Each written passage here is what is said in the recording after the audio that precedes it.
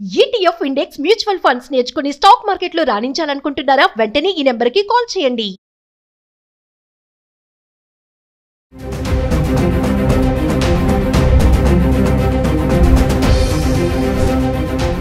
నమస్తే, welcome back to Suman TV. ప్రస్తుతం మనతో పాటు ఉన్నారు అనలిస్ట్ మందరి కృష్ణారెడ్డి గారు. నమస్తే సార్. నమస్తే అమ్మా. అహ్మదాబాద్ ప్లేన్ క్రాష్ మనం చాలా వీడియోలు చేసాం దాని గురించి. అది ఇంకా మర్చిపోక ముందే ఇంకా చాలా మంది డెడ్ బాడీస్ కూడా దొరకలేదనే వార్త కూడా వింటున్నాం. మనం క్లారిటీ రాలేదు. అయినా సరే మళ్ళీ రీసెంట్గా చూసుకుంటే నిన్న నైట్ జరిగినటువంటి లండన్, మరి అక్కడ ఎయిర్పోర్ట్లో జరిగినటువంటి ప్లేన్ క్రాష్ టేక్ ఆఫ్ అయిన కొద్ది క్షణాల్లోనే జరిగిందంట. ఒక్కసారి దాని గురించి మాట్లాడుకుంటే, మనకు అహ్మదాబాద్ సంఘటన తర్వాత వరుస పెట్టి కొన్ని నడుస్తూ ఉన్నాయి. కొన్ని విమానాల నుండి లోపాలు బయటపడుతున్నాయి. కొన్ని ప్రారంభించడానికి అంటే ప్రయాణం స్టార్ట్ అవ్వడానికి లేట్ చేస్తున్నాయి. టెక్నికల్ ప్రాబ్లమ్స్ అన్ని సాల్వ్ చేసుకున్నాక వెళ్తున్నాయి. అంటే ఒక భయం అనేది ప్రారంభమైంది అహ్మదాబాద్ సంఘటన తర్వాత. దాంట్లో కూడా తెలుస్తుంది ఏంటంటే 2 ఇంజన్లు ఆఫ్ చేసి ఉండడం వల్లనే ప్రాబ్లం వచ్చింది. ఎవరో ఆ బటన్స్ ఆఫ్ చేశారు, ఆ బటన్స్ వల్ల వచ్చింది అంటే తెలుస్తుంది. ఇంకా పూర్తిగా రిపోర్ట్స్ రాలేదు. అక్కడక్కడ కొంత ఇన్ఫర్మేషన్ బట్టి మనకు తెలుస్తున్న విషయం ఏంటంటే 2 ఇంజన్లు ఏకకాలంలో ఆఫ్ చేసి ఉంటాం. జనరల్గా ఒక ఇంజన్ ఆఫ్ చేసి ఉంటే ఇంకో ఇంజన్ ఆన్ చేసి ఉంటుంది. అవసరాన్ని బట్టి 2వ ఇంజన్ ఆన్ చేసుకుంటారు సహజంగా. కానీ 2 ఇంజన్లు ఆఫ్ చేయడం వల్లనే ఆ ప్రమాదం జరిగిందనేది వాళ్ళు చెప్తున్న మాట. సరే, అది ఏమైనప్పటికీ మరి మనకు భూమి మీద జరిగే సంఘటనలు చాలా ఉంటాయి. ప్రతిరోజు మనకు మామూలుగా రోడ్డు మీద ప్రయాణాలు కానీ రైలు ప్రయాణాల్లో కానీ చాలా ప్రమాదాలు సంభవిస్తూనే ఉన్నాయి. వేలాది మంది చనిపోతున్నారు. మొత్తం ప్రపంచం మొత్తం తీసుకుంటే లక్షల మీద చనిపోతారు. మొత్తం టోటల్గా ఒక రోజుకి లక్షల మీద చనిపోయే వాళ్ళే ఉంటారు. ఎందుకంటే ఒక్కొక్క దేశంలోనే ఇన్ని ప్రమాదాలు జరుగుతుంటే ఇన్ని దేశాల్లో కలిపి ఎన్ని ప్రమాదాలు జరుగుతాయి? టోటల్ లెక్కేస్తే 1,00,000కు పైగానే ప్రతిరోజు మరణించే అవకాశాలు ఉంటాయి. కానీ మనం విమాన ప్రమాదంలో చనిపోయేటువంటి కొద్ది మందిని మనం ఎందుకు జ్ఞాపకం పెట్టుకుంటాం అంటే ఇవి కాస్ట్లీ మరణాల కింద లెక్కేసుకోవాలి. కాస్ట్లీ మరణాలు ఎందుకంటే టికెట్ ఎక్కువ పెట్టి కొనుక్కొని ప్రాణాలు తీసుకోవడం లాంటి పరిస్థితి ఏర్పడుతుంది. మామూలుగా బస్ జర్నీ కానీ లేకపోతే ట్రైన్ జర్నీ కానీ తీసుకుంటే టికెట్తో పోల్చుకుంటే 10 రెట్లు దాదాపుగా ఎక్కువ ఉంటుంది మనకు విమాన ప్రయాణం ఛార్జీలు.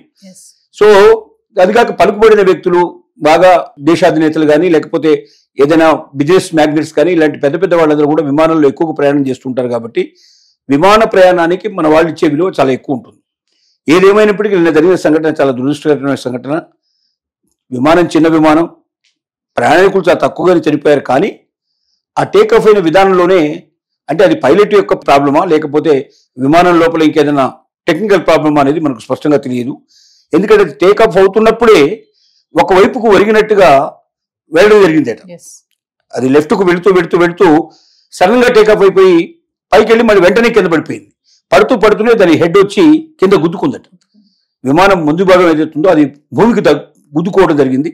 వెంటనే మంటలు లేచాయి. దాంట్లో చనిపోయిన వాళ్ళ సంఖ్య చాలా తక్కువ. 12 నుంచి 15 మంది లోపల చనిపోయినట్టున్నారు. 15 మంది దాకా. దాంట్లో 2 పైలట్ సంబంధించిన వాళ్ళు ఉన్నారు.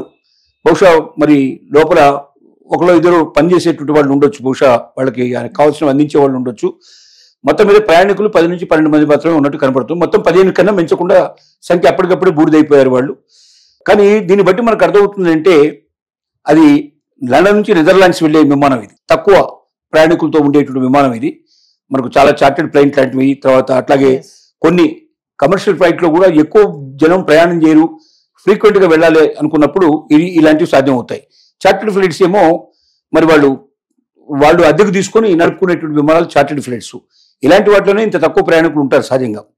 కాబట్టి ఇది మనకు బాధాకరమైన విషయమే. ముఖ్యంగా టెక్నికల్ ప్రాబ్లమ్స్ ఎక్కువగా వస్తున్నాయి. అంటే మామూలుగా బస్సులు కూడా ఒక బస్ స్టాండ్, ఒక బస్ డిపోకు చేరుకున్న తర్వాత ఆ రాత్రి అంతా కూడా బస్సులో ఏముంది అనేటువంటి ప్రతి ఒక్కటి చెక్ చేసి దాని అంతా కూడా క్లియర్ చేసిన తర్వాత తెల్లారి బస్సులు బయలుదేరుతాయి. అలాగే ట్రైన్స్ లో కూడా అలాగే ఏదైనా ప్రాబ్లం అనిపిస్తే అది బుక్ లో రాస్తారు. ఆ బుక్ ప్రకారంగా ఆ ఇంజన్ ని మొత్తం చెక్ చేసి ఆ ప్రాబ్లం తీసేసిన తర్వాతనే దాన్ని మళ్ళీ పంపిస్తారు. అంటే దాన్ని రోడ్డు మీదకి వెళ్ళడానికి అంటే మన పట్టాల మీదకి ఎక్కిస్తారు. కానీ ఫ్లైట్లలో ఏం జరుగుతుందంటే కొంత లెథర్జీ అనేది కొంచెం పెరిగిపోయింది. అంటే కొద్దిగా అలక్ష్యభావం కలుగుతుంది. కానీ ఫ్లైట్లలో అలక్ష్యభావం ఉండకూడదు. ఎందుకంటే ఆకాశంలోకి ఎగిరిపోయిన తర్వాత ఎవరి సాయం తీసుకోవడానికి అవకాశం ఉండదు. అదే భూమి మీద ఉండే పరిస్థితి అయితే ఏదో రకమైన సాయం చేయడానికి పాసిబిలిటీస్ ఉంటాయి. కానీ ఆకాశంలోకి ఎగిరిన తర్వాత ఇక ఎవరు సాయం చేసే అవకాశాలు ఉండవు. అందువల్ల అతి జాగ్రత్తగా మామూలుగా భూమి మీద ప్రయాణం చేసేటువంటి వాహనాల కన్నా 10 రెట్లు ఎక్కువగా దాన్ని పూర్తిగా క్షుణ్ణంగా పరిశీలించి ఏ సమస్య లేకుండా చేసి పంపించాల్సిన బాధ్యత ఉంది. ఇలాగే ఇంకా వరుస పెట్టి విమాన ప్రమాదాలు జరుగుతుంటే విమానంలో ప్రయాణం చేయడానికి భయపడుతున్నారు, అసలు చాలా భయపడతారు. ప్రయాణాలు కూడా ఆగిపోయే ప్రమాదం ఏర్పడుతుంది. తద్వారా ఆలస్యం అయిపోతుంది. ఇతర దేశాలకి ఇతర ప్రాంతాలకు వెళ్లాల్సిన వాళ్ళు, వ్యాపారంలో లేదా ఏదైనా వాళ్ళు మరి ఉద్యోగ ప్రయత్నాల్లో వెళ్ళినటువంటి వాళ్ళు, ఇంటర్వ్యూస్కి వెళ్ళిన వాళ్ళు రకరకాలుగా దెబ్బతినే అవకాశాలు ఉంటాయి. కాంట్రాక్ట్ లాంటివి దెబ్బతినే అవకాశాలు ఉంటాయి. కాబట్టి జాగ్రత్తగా అలక్ష్యం లేకుండా ప్రతి ఒక్క టెక్నీషియన్ తన వంతులో ఎక్కడా తన బాధ్యతారాహిత్యంగా కాకుండా బాధ్యతతో కూడి ప్రవర్తించాల్సిన అవసరం ఉంది. అటువైపు ప్రయాణం చేయాల్సిన అవసరం ఉందని మనం భావిస్తున్నాం. అయితే సార్ మరొక విషయం ఏంటంటే వరుసగా ప్రమాదాలు జరుగుతున్నాయి కదా, ఇదేమైనా ఉగ్రవాద కుట్ర అని చెప్పేసి కూడా ఒక వార్త మనం వింటున్నాం. దానికి ఏం చెప్తారు సార్? ఉగ్రవాద కుట్ర కానీ ఇంతవరకు ఒక్క దగ్గర కూడా మనం బయటపడలేదు. ఎందుకంటే ఉగ్రవాద కుట్ర అంత సులభం కాదు.